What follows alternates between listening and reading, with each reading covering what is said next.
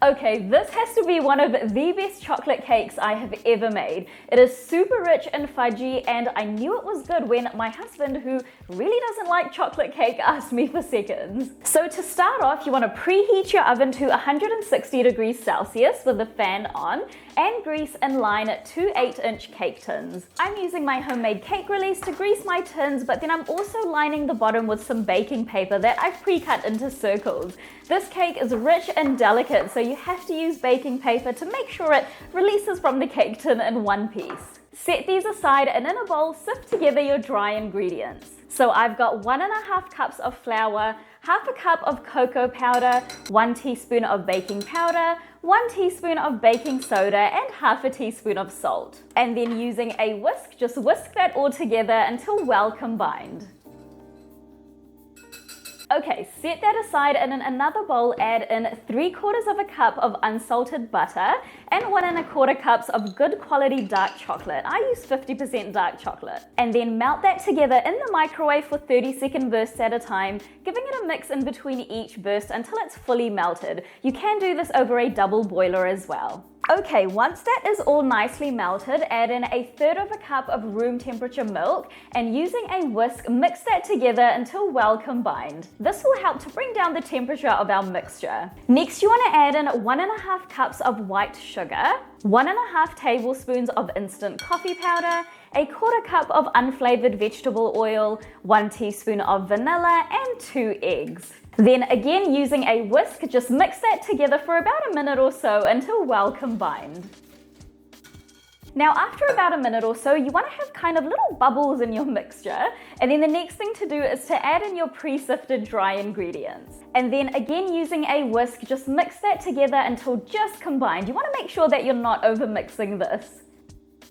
Now the last step is to add in half a cup of very hot water and then mix that in until just combined. Again, do not overmix the batter, and you want to make sure that your water is super hot because this is going to help release the flavors, particularly in our cocoa powder. Okay, now all that's left to do is to evenly distribute this batter into our 2 pre-prepared cake tins. Oh my god, this batter smells so good. And then just give them a light tap to get rid of any large air bubbles. And now these are going to go into the oven for 30 minutes or until a toothpick comes out clean. If it has a few moist crumbs on it, then that's totally okay too. So my cakes are out of the oven now. They smell incredible. They've been cooling in the tins for about 30 minutes, and now I'm going to turn them out onto a wire rack to completely cool. Now one thing to note about these cake layers is that they do ever so slightly sink in the middle, but that's okay. That's totally normal for this recipe, so don't worry about it. Now set these aside to cool, and we're going to move on to our chocolate fudge frosting. You don't want to skip it. Trust me, it is literally a match made in heaven when paired with this cake. So start off by placing a saucepan or pot over a medium heat and add in 1 cup of whipping cream. You want to heat it up until you start to see little bubbles forming around the edges of the pan. Okay, so I can see some little bubbles starting to form now, and at this point you want to turn down the heat to low and add in 4 teaspoons of cocoa powder. And then you just want to give that a little mix until it's well combined. If there are a few little lumps that aren't quite mixing in properly, then that's okay. Next, add in 2.5 cups, so about 400 grams of good quality dark chocolate. Again, I'm using 50% dark.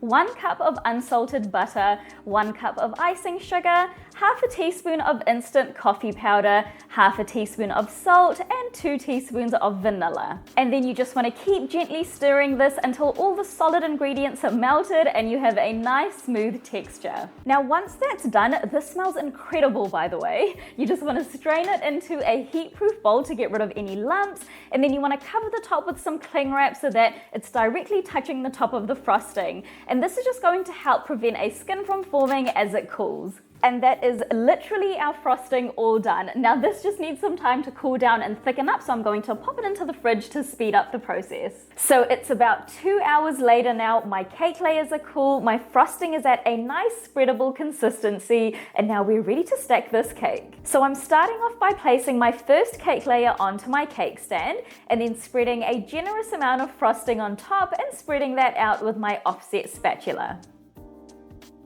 Next, I'm placing my next cake layer on top so that the bottom of the cake is the top of my layer cake so that it's nice and flat on top. And again, I'm just spreading out a generous amount of frosting. Now this cake is a little bit crumbly, so you can go ahead and do a crumb coat if you want, but I'm just gonna go ahead and do another thick layer of frosting around the edges and then smooth it out with my cake scraper. And then I'm just using my offset spatula to scrape that lip of frosting into the middle of the cake so that I have a nice smooth edge. Now I have made a little bit of a mess, so I'm just using some tissue paper to clean up the bottom. Okay, now that looks neat enough, and now I'm going to finish off by piping some frosting on the top of my cake using a large round tip, which is known as a 1A piping tip. My frosting is still a little soft for piping, but if you just let this set for a little longer, just pop it into the fridge, it'll firm up. And that is it. My super delicious chocolate cake is all done. This cake is honestly a chocolate lover's dream. It is so indulgent, super rich and moist, and yeah, you guys are just absolutely gonna love it. Okay, that is so good. I don't even know what to say. This is literally chocolate in cake form, and that fudge frosting is literally the icing on the cake. It is so good. If you try out this recipe, don't forget to leave a review on my blog. It really helps my content reach more people, and I love hearing from you guys. I'll see you in the next video.